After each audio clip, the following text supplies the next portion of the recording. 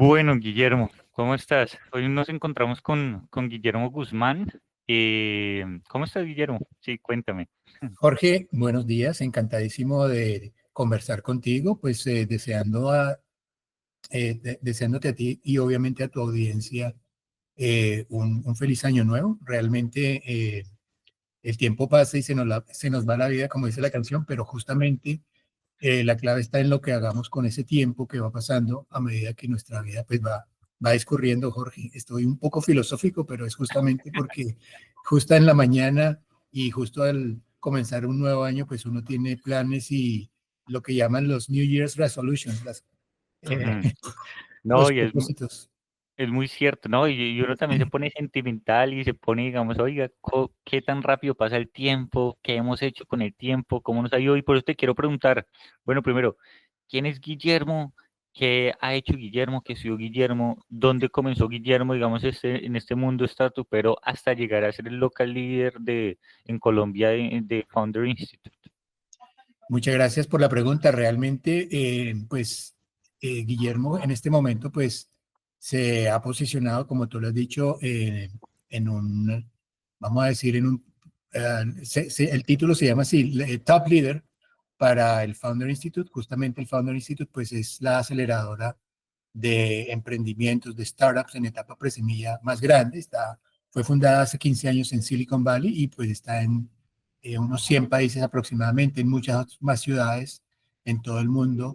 Y justamente lo que busca eh, el Founder Institute y realmente el movimiento y el ecosistema emprendedor en Latinoamérica es desarrollar modelos de negocio que lleguen a ser fondeables y que lleguen a escalar a nivel regional y si se quiere a nivel mundial.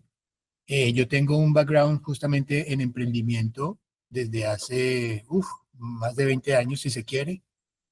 A nivel de educación, pues yo tengo un Executive MBA Mm. de una institución que se llama Westfield. Eh, y pues he colaborado en, vamos a decir, el lanzamiento de varias startups en la región. Tenemos vínculos muy estrechos con todo ese network de inversionistas y de mentores en la región y también con las geografías de algunas geografías de Europa y de Norteamérica, de Boston en los Estados Unidos, de California, la costa oeste, etcétera. Entonces, pues básicamente con el paradigma de siempre crear valor, de generar valor, de comunicar ese valor y si se quiere también de cobrarlo, un poco como dice Alejandro Salazar, de que el valor hay que crearlo, comunicarlo y cobrarlo. Ok, no, muy interesante, Guillermo. Yo te iba a preguntar algo y pues para que me quede claro a mí y sobre todo a la audiencia, Founder Institute es una incubadora, es una aceleradora. ¿Hay alguna diferencia entre estos términos? ¿Qué hace, pues, digamos, una incubadora, una aceleradora?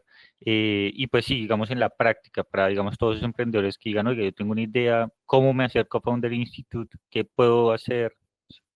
Correcto. Digamos que a nivel de labels, de categorías, puede ser que haya de alguna forma alguna línea que se disuelva, ¿no? Al hablar de una incubadora o de una aceleradora, porque justamente en esta etapa de presemilla, que es la que hablamos con el Founder Institute, pues puede prácticamente llamarse una incubadora porque tú llevas tu idea de negocio y la validas de alguna forma en un nicho de mercado, con un producto mínimo viable. Hay mucha gente que en este momento, es decir, tiene la tendencia a, digamos, a decir que ya el producto mínimo viable no es lo más importante, sino lo importante es con empatía entender tu mercado, segmentarlo y ver cuáles son esos dolores y esos problemas antes de crear un producto mínimo viable. Pero justamente la metodología se mantiene y ya la aceleradora, pues ciertamente te lleva a crecer y a escalar con tecnología, con fondeo, con tracción, con lo que llaman ARPU, que es la renta recurrente de cada usuario, etcétera, y con una serie de métricas. Entonces creo que la clave está justamente allí, en esa tracción, digamos, en esa etapa temprana que te lleva a, con empatía, entender un problema de un mercado específico, de un nicho de mercado, puede ser personas naturales, pueden ser negocios, etcétera.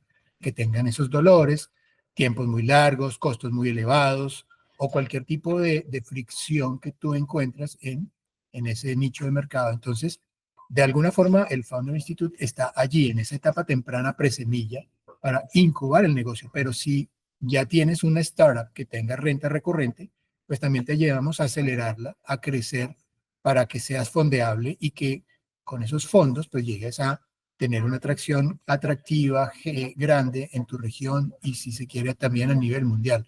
De alguna manera esos labels, esas categorías, esos estereotipos de incubadora y de aceleradora pueden tender a difuminarse cuando estamos en una etapa tan temprana.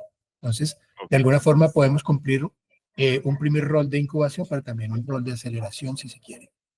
Ok, no, mira que me parece muy, muy interesante, Guillermo, porque uno generalmente habla con muchos startuperos, pero no habla con, digamos, con la otra cara de la moneda, ¿sí? Y son, digamos, ustedes que son quienes ayudan, digamos, a las startups a incubarse o acelerarse, ¿sí?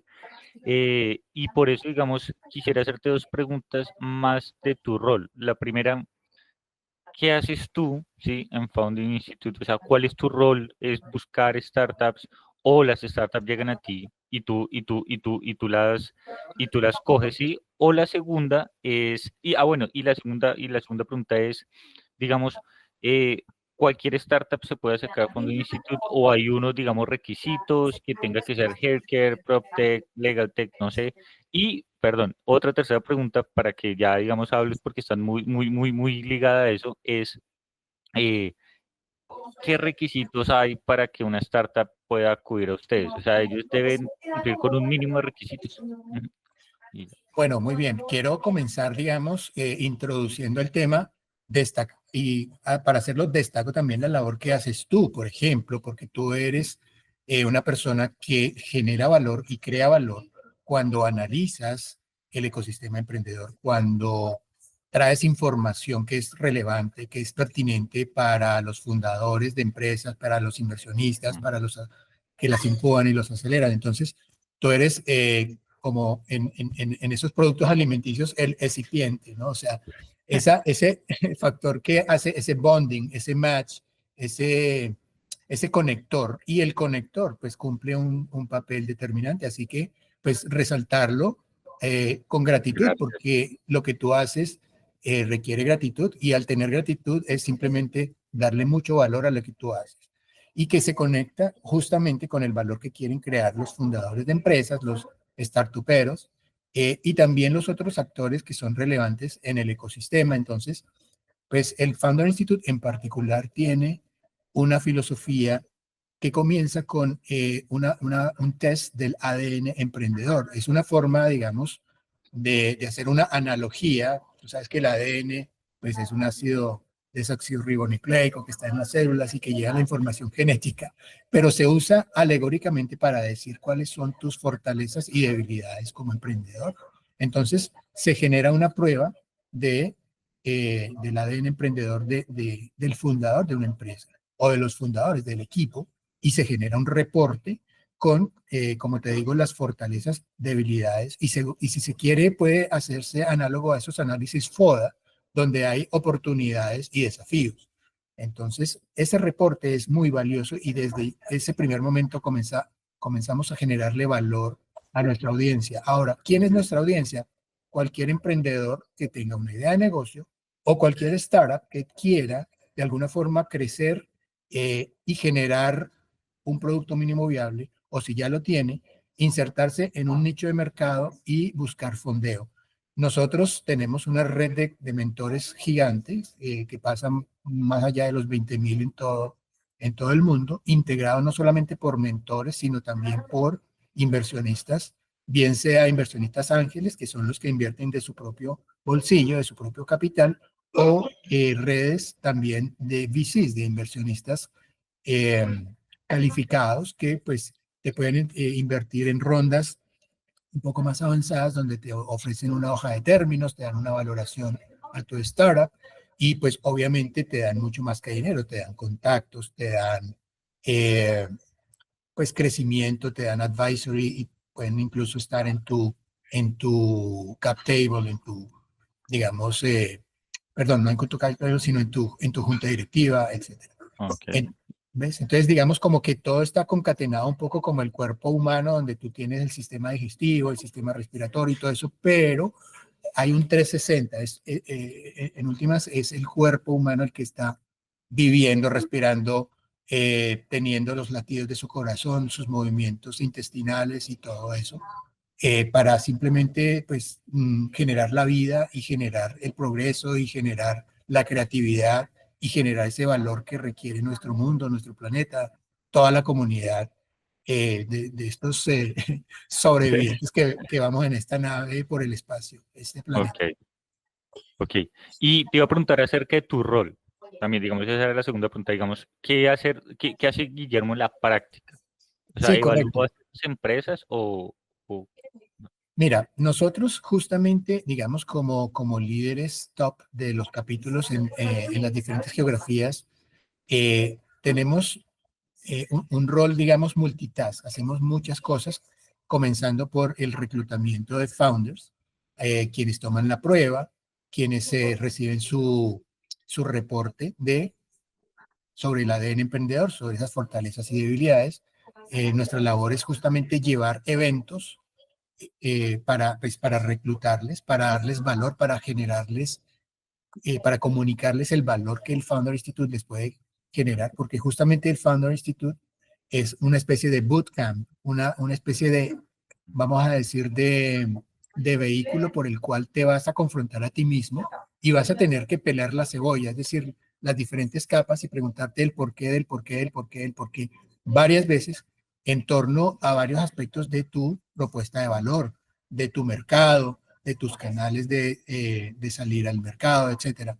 Entonces, soy reclutador, pero también soy mentor en el sentido de que puedo darles feedback, pues puedo darles opiniones a esos founders dependiendo, o a esos fundadores de las startups, dependiendo de el estadio en el cual estén, si es un estadio muy de idea, luego un estadio de crecimiento, etcétera. Pero también darles digamos, aspectos específicos, es decir, ayudarte a construir una EBITDA, ayudarte a construir una cuenta de resultados, unos unit economics de base, y todo eso en el momento de mayor incertidumbre para que esos supuestos claves poco a poco se vayan reemplazando por data dura, por cifras que vas recolectando semana a semana, mes a mes, para llenar esas hipótesis de tu cuenta de resultados o esas hipótesis de tus unit economics. Entonces, pues ok, es un rol, digamos, íntegro para íntegro? simplemente darte. Ok, no, no, no, Guillermo, ayer veía yo, me pareció muy chistoso porque había un podcast por allá, pues, de Estados Unidos, y el entrevistador estaba muy feliz y el entrevistador le decía, ¿por qué estás tan feliz? Le decía, no, porque es que este tema me encanta y siento que tengo muchas preguntas y así me siento yo, porque es que yo soy una persona, pues soy abogado, sí, y soy una persona que ha tenido, digamos, un acercamiento a startups, pero, digamos, siempre uno conoce es la visión, digamos, del startuper. Nunca conoce, digamos, esta visión tan importante que tú nos das y que en realidad es muy importante porque tú has trabajado con muchas startups, has trabajado con startups de muchos sectores. Me imagino que como todo negocio, pues unas han reventado, otras no tanto, ¿sí? Lo cual es normal. Pero te quisiera preguntar ahorita dos cosas. ¿Hay alguna diferencia entre un startupero y un emprendedor o es lo mismo, digamos, técnicamente hablando? Exacto. Muy buena pregunta. Y antes de darle respuesta, pues regreso un poco a lo que te decía en la pregunta anterior, de que si tú estás feliz, pues obviamente haces un trabajo con generosidad y por el cual todos tenemos gratitud. Como te digo, tú eres ese conector. Entonces, el conector cumple un rol fundamental eh, porque es el que desarrolla la comunidad.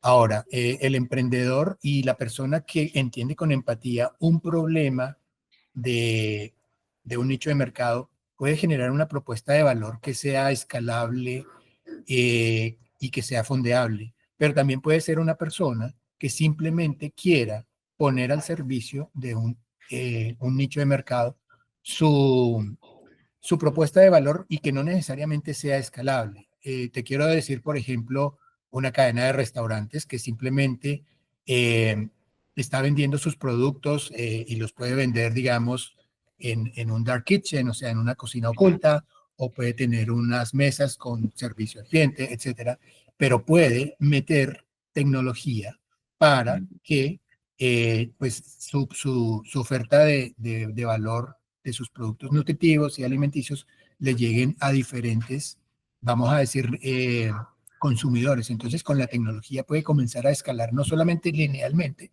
sino también exponencialmente. Entonces, digamos que aquí, como te decía anteriormente en la anterior pregunta, los límites de las categorías pueden tender a difuminarse, ujú, porque el valor que se crea cuando tú le metes tecnología, por decir algo, a un negocio tradicional, entonces puede crear, hacer que una persona pase de un emprendedor a un startupero en ese sentido, porque mm, usualmente las startups son negocios que tienden a crecer con tecnología de manera exponencial. Entonces, la diferencia pues está en la parte matemática, lo que es un crecimiento lineal y lo que es un crecimiento ya exponencial, digamos. El crecimiento lineal es, digamos, si tú quieres vender 1 millón de panes en tu panadería, pues vas a necesitar muchos panaderos, muchos hornos, muchos bultos de harina de trigo. Ahora, el crecimiento exponencial es cuando tú mantienes bajo cierto límite tus costos, pero tus ok, ventas se disparan gracias a la tecnología, gracias al mercadeo, mm, mm, con base en el posicionamiento, o sea, con base en el targeting, en tu segmentación del mercado, encontrar tu segmento del mercado y posicionarte. Cuando yo te hablo de posicionarte, te estoy diciendo que tu producto ocupa un espacio en la mente de tus consumidores. Ese es el posicionamiento, así de sencillo. ok, Entonces lo puedes hacer con cualquier tipo de producto, con un producto, digamos, físico o con un software, un producto que sea un intangible, ese tipo de cosas. Entonces ahí comenzamos a ver los factores que determinan la diferencia entre un empresario, un emprendedor y un startupero.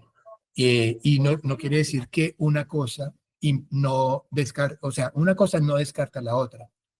ok. Puede haber una simbiosis. Ok, no, perfecto, listo, Guillermo. Te iba a preguntar, ahora quiero pasarme al otro lado, porque tú ahorita hablabas de los inversionistas, que pues también son importantes para esta comunidad de startups. Y yo me acuerdo que a mí me comenzó a encantar mucho, digamos, este mundo de startups, no porque yo tuviera una idea, sino porque yo decía, oiga, a mí me gustaría invertir en esa idea. Yo veía a Uber, yo veía a Rappi en su momento, y yo decía, oiga, pero yo, ¿por qué no estoy ahí? Porque yo no invertí, ¿sí? Entonces me puse a buscar y bueno, eso fue, ponle como hace 3 años, 4 años, sí, que comenzó este amor.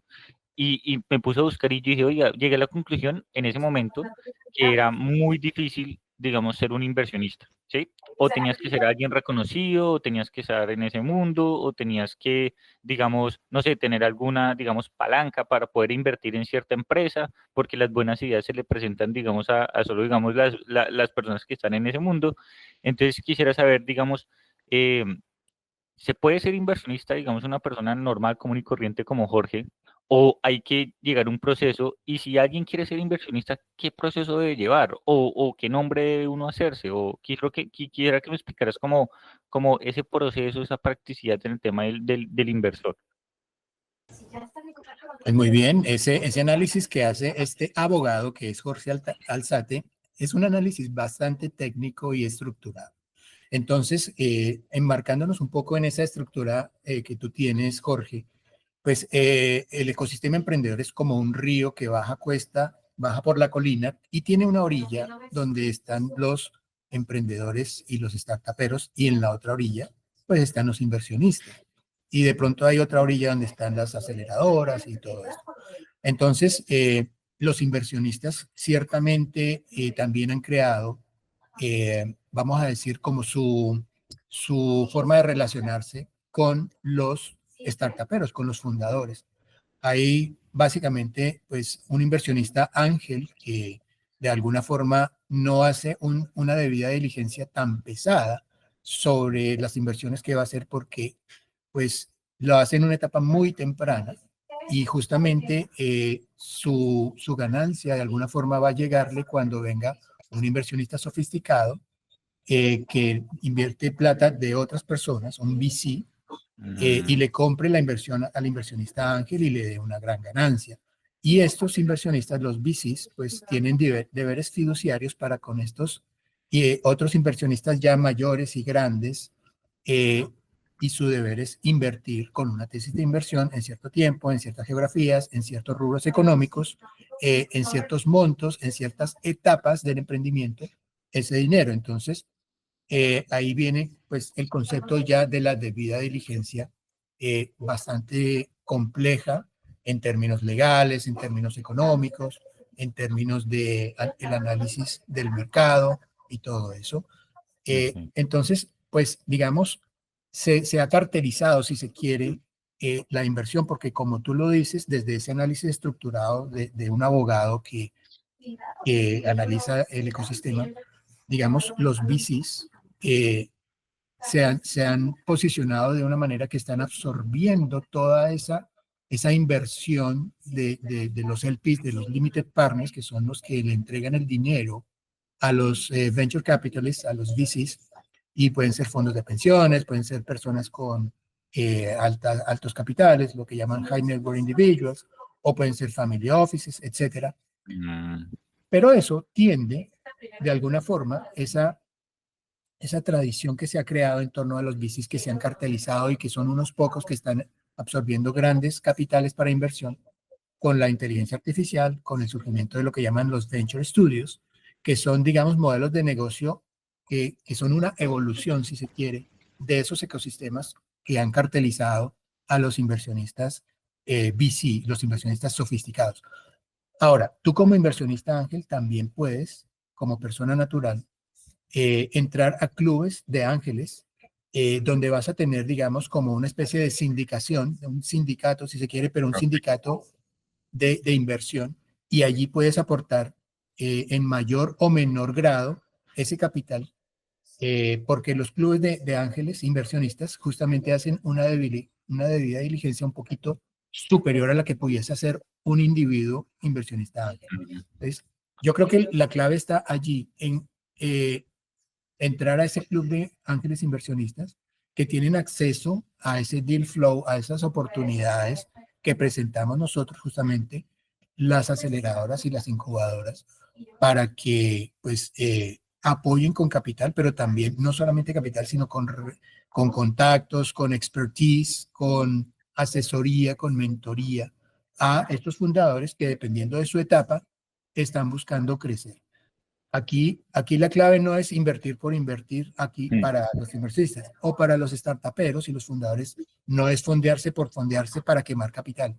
Es justamente tener un propósito, tener una propuesta de valor que sea transversal, digamos, en todas las funcionalidades de tu startup y que le genere, pues, en últimas, un beneficio, acortar un tiempo, abaratar un costo, o en todo caso, un gran beneficio a tu mercado.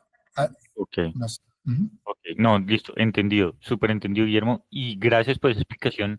La verdad es muy importante saber eso. Y te iba a preguntar, estos, voy a llamarlos sindicato de ángeles inversionistas, eh, digamos, uno, digamos, con Founder Institute puede hacer eso, porque tú me decías que ustedes cogían inversionistas de varios lados y eso, uno, ¿cómo toca las puertas de Founder Institute y decir, oiga, venga, yo quiero pertenecer a eso, quiero que me muestren ideas para ver cuál me interesa y a saber cuánto es el ticket y pues meter mi dinero?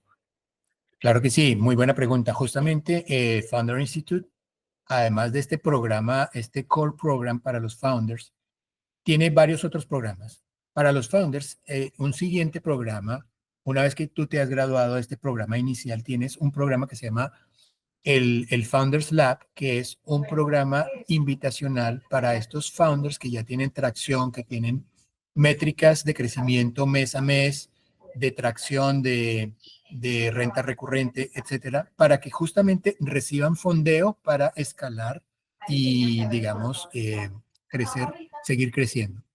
Y Ujú, hay otro programa para quienes quieran ser inversionistas que se llama el VC Lab, el ujú, laboratorio para inversionistas venture capitalists, y que de alguna forma, pues también es un programa difícil, un programa duro, porque requiere, en primer lugar, que tú como inversionista también tengas ya un portafolio inicial, no solamente de inversiones, sino de de limited partners, o sea, de personas inversionistas que confíen en ti, digamos, como conector justamente, una persona clave en el ecosistema que conozca oportunidades de inversión. Entonces, este programa del Founder Institute se llama el VC Lab y te permite convertirte en un inversionista de capital de riesgo. Recuerda que la matemática que aplica a la inversión de capital emprendedor es lo que se llama la ley de potencias, en inglés se llama the Power Law, que Ujú. es, que es ese análisis de probabilística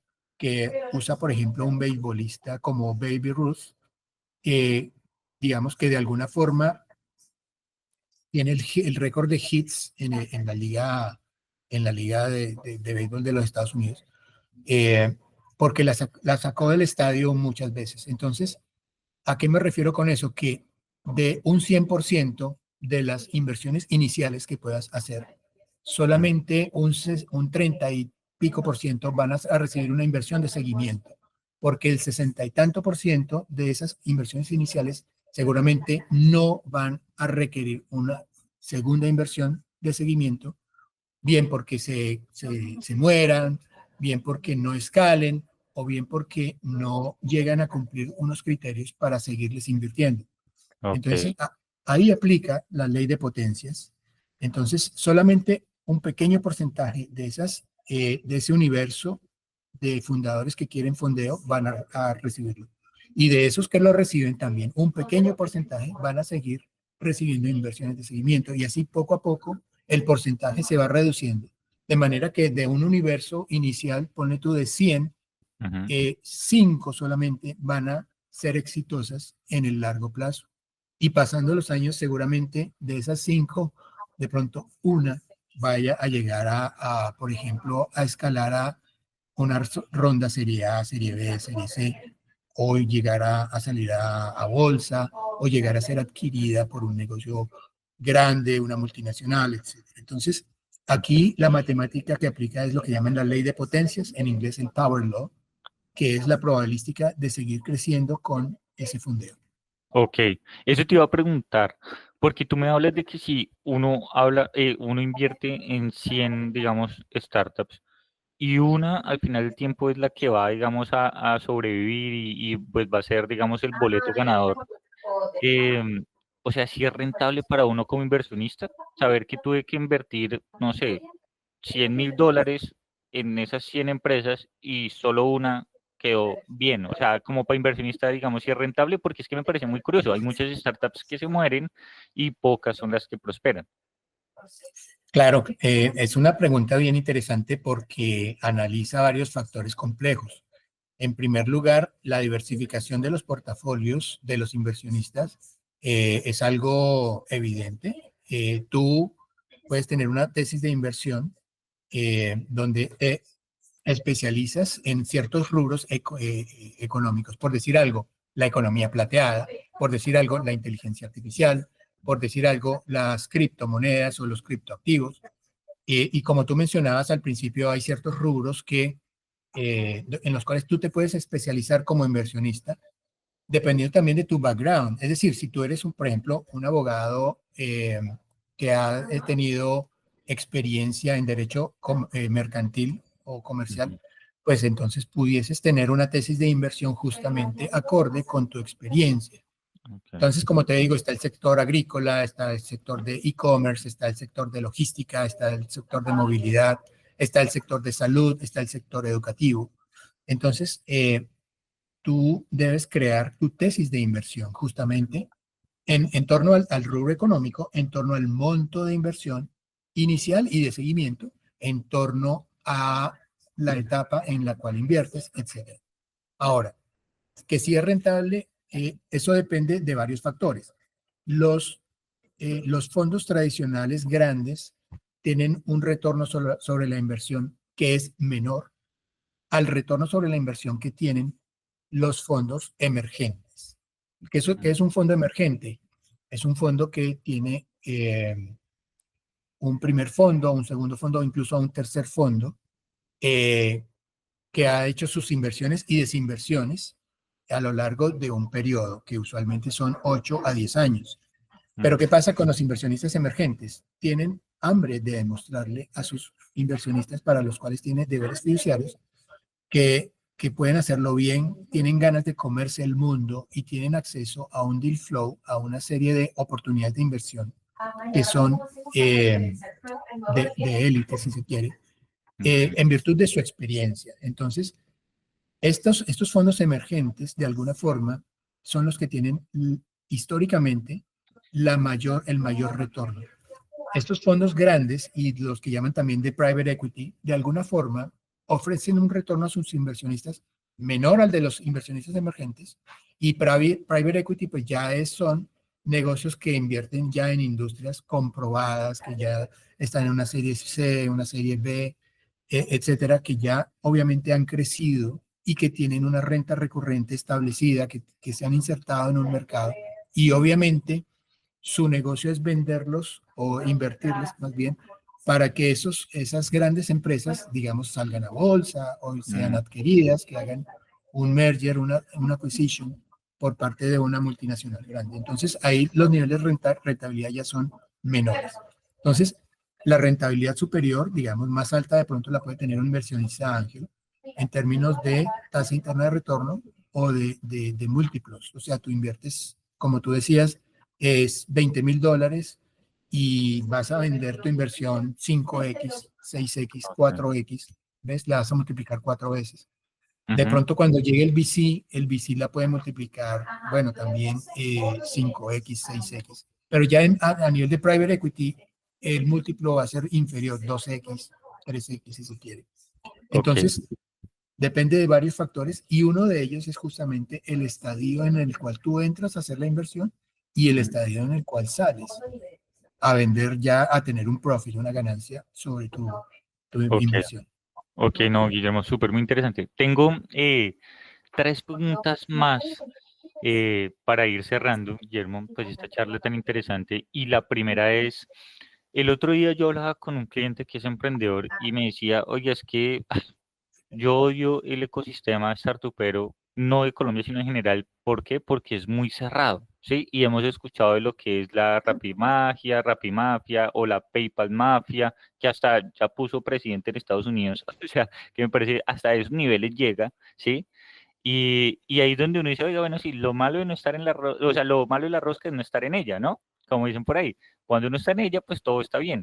Entonces te quisiera preguntar, digamos, que dame un aspecto negativo y un aspecto positivo del ecosistema startup con base en tu experiencia y tantos años de experiencia que has estado, para hacer algo crítico que tú digas, oiga, esto hay que hacerlo, y algo que diga,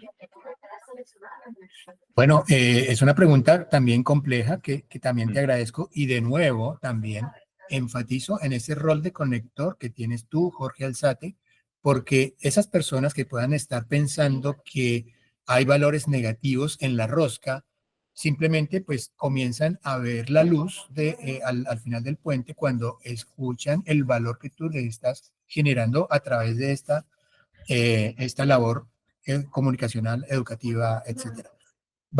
O sea, valores positivos, pues obviamente el acceso a una red de mentores, a una red de inversionistas, pero también el acceso a saber que fallar, por ejemplo, no es el fin del camino.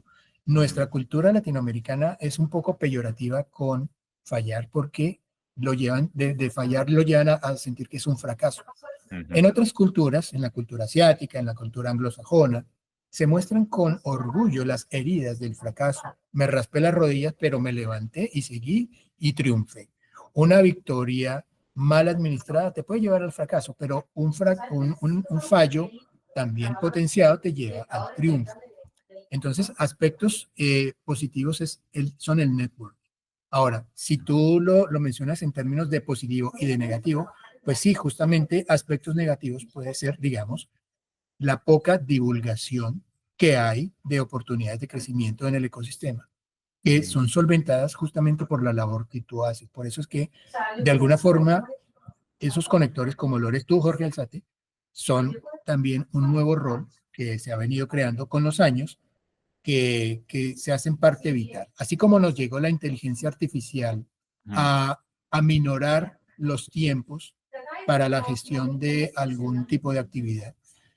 Los conectores vienen también a divulgar y a comunicar el valor que se encuentra en esas dos orillas de ese río que viene bajando por la colina, que son el ecosistema emprendedor con los emprendedores en un lado, los fundadores, los startuperos, en el otro lado, los inversionistas, pero también las aceleradoras y las incubadoras. Entonces, eh, como puedes ver, Sí, esto es un diamante con varias con facetas, con varios. varias caras. Ok, no, listo. Listo, Guillermo, y muchas gracias por tus elogios y yo también creo eso, porque mucha gente no tiene el conocimiento, las herramientas, pues para poder acceder a esto y de pronto tiene una buena idea, tienes algo por ahí que puede ser muy interesante y pues chévere ponerle las ideas y por eso, digamos, muchas gracias a ti por estar acá y dar también, digamos, esa exposición a tu lado y a tu versión de tu negocio. Te iba a preguntar, Guillermo, ya la penúltima pregunta es... em, digamos, en toda esta experiencia práctica que has tenido, ¿cuál ha sido el dolor legal de los emprendedores? ¿Sí?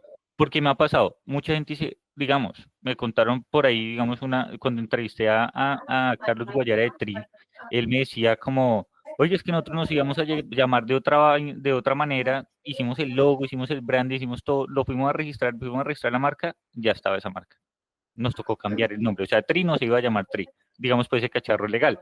¿Por qué? Porque mucha gente, muchos emprendedores, yo entiendo, no tienen el dinero, digamos, para asesorarse legalmente, pero digamos, hay muchas vías que se pueden lograr. Por ejemplo, digamos, nosotros en la Contrix a veces recibimos equity, hacemos, digamos, somos low cost, entonces como que hay muchas vías, pero quisiera saber, digamos, qué cacharros legales has encontrado, cuál ha sido el dolor, digamos, de esos emprendedores en la parte legal. Bueno, excelente pregunta y justamente en la parte legal, pero también en la parte tecnológica.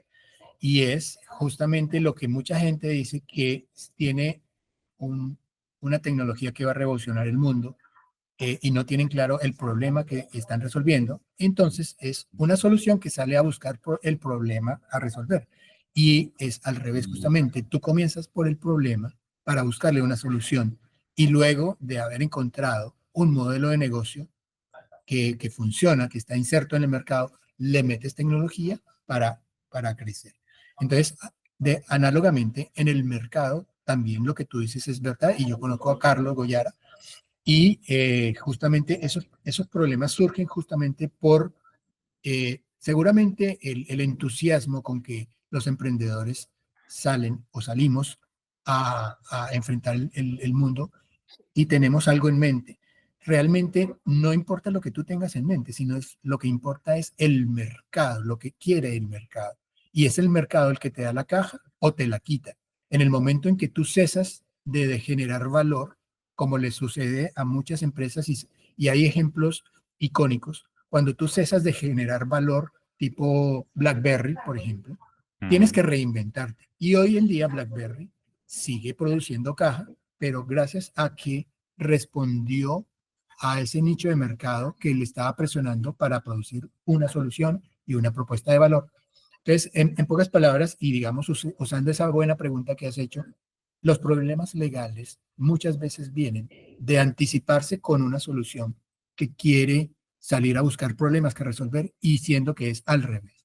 Tienes que Mm. comenzar por tu nicho de mercado, por quiénes son esos early adopters que tienen varios características. En primer lugar, que tienen un problema. Segundo, que saben que tienen un problema. Tercero, que están buscando activamente resolver ese problema. Cuarto, que están dispuestos a pagar por tu solución. Si no están pagando, pues simplemente lo que tú estás haciendo es un hobby, estás generando tecnología que tú crees que va a solucionar un problema, pero no lo estás solucionando porque no te están pagando. Si tú no monetizas, no hay innovación, hay solamente creatividad. La innovación llega cuando la creatividad se monetiza. No, no, muy chévere, muy chévere esa diferenciación, ¿sabes? Y Guillermo, tú dices algo muy, muy cierto y es como, oiga, nosotros los abogados nos buscan solo cuando ya está el problema hecho y tal vez muchas veces ahí ya es muy difícil ayudarlo, le sale más oneroso al cliente. Entonces, como que la invitación es como, oiga, asesórese previamente para evitar los problemas y créame que le sale mucho mejor y mucho más barato y económico. Y última pregunta ya, Guillermo, para soltarte es, recomiéndanos un libro o un podcast, o los dos, que te haya a ti cambiado o que tú digas, oiga, todo el mundo debería leerse esto, independientemente si es emprendedor o no, si es para emprendedores o startuperos, pues mucho mejor, si no, también. Bueno, muchas gracias en primer lugar por pues, esta sesión de conversación, de comunicación. Antes de responderte la pregunta, las personas que estén interesadas pueden entrar a fi.co, así de sencillo, fi.co, Founder Institute, para ver todo el mundo de oportunidades que pueden estar allí y que tú generosamente, pues, de alguna forma eres un canal también para que esas personas puedan llegar allí. Mi recomendación es un libro muy sencillo que seguramente mucha gente lo ha escuchado, pero pocos lo han leído, que se llama Los 7 hábitos de la gente altamente efectiva de Stephen Covey. Mm. Más que por los 7 hábitos, por el paradigma que dice que la victoria personal antecede a la victoria pública. Lo que significa es que tú como persona tienes disciplina, tienes valores y tienes gratitud y motivos para salir al mundo a mostrarle esos valores. No es de la otra forma que tú primero eres un empresario o un emprendedor exitoso y luego te conviertes en una buena persona. Es al revés. La victoria temprana, personal antecede a la victoria pública. Stephen Covey era mormón, él falleció hace unos años, y por eso los mormones hablan de la victoria, estoy en victoria, bla, bla, y Ujú. utiliza ese término para simplemente decir que primero tú como persona eres completo y te identificas, te ves a ti completo para salir luego a entregarle valor al mundo. Ok, Entonces, por eso recomiendo, es un libro básico y pudiese recomendarte otros. Sin embargo, comencemos por allí, acabemos por ahí. por Yes, Sí. sir. Ok, no, Guillermo, listo, dale. Sí, dale, muchísimas gracias por este espacio. Los invito a todos que vayan, que vean el perfil de Guillermo, Guillermo Guzmán en LinkedIn. Él muy amablemente me respondió mi mensaje por LinkedIn, entonces estén abiertos a hablarles. Si tienen alguna pregunta de Founder Institute, si están interesados en Founder Institute, vayan también a la página web, vean todos los recursos que nos habló, digamos acá Guillermo, tanto para emprendedores como inversionistas, que puede ser muy atractivo. Y como lo dijo, digamos, Guillermo, una de las cosas más importantes en este mundo pero es, digamos, esas conexiones que uno tiene y esos mentores que uno puede llegar a lograr, y eso lo presta Founder Institute. Entonces, pues, Guillermo, despidámonos acá por la grabación. Muchas gracias. Bueno, un gran saludo para ti, Jorge, agradecimiento y a tu audiencia. Pues obviamente, si quieren aportarle, comunicar el valor que ustedes están creando, háganlo por medio de un emprendimiento. Tú mencionaste que el PayPal mafia o magia puso presidente en los Estados Unidos y justamente Elon Musk, él fue roommate del fundador del Founder Institute, que es Aeo Rezi hace muchos años cuando estaban en la Universidad de Pensilvania. Entonces, No. de alguna forma, esa PayPal magia, se extiende al Founder Institute porque Elon Musk fue por algunos años mentor del Founder Institute. Hace ya, bueno, de pronto 15 años pero pues llegó un punto en que ya no podía seguir siguiendo Obvio. como mentor. Pero No, bueno, me es un imagino la dato, agenda tan ocupada. No, es un datazo. O sea, te lo un digo, es un datazo. datazo. O sea, Yes. es un datazo. Qué chévere, qué chévere.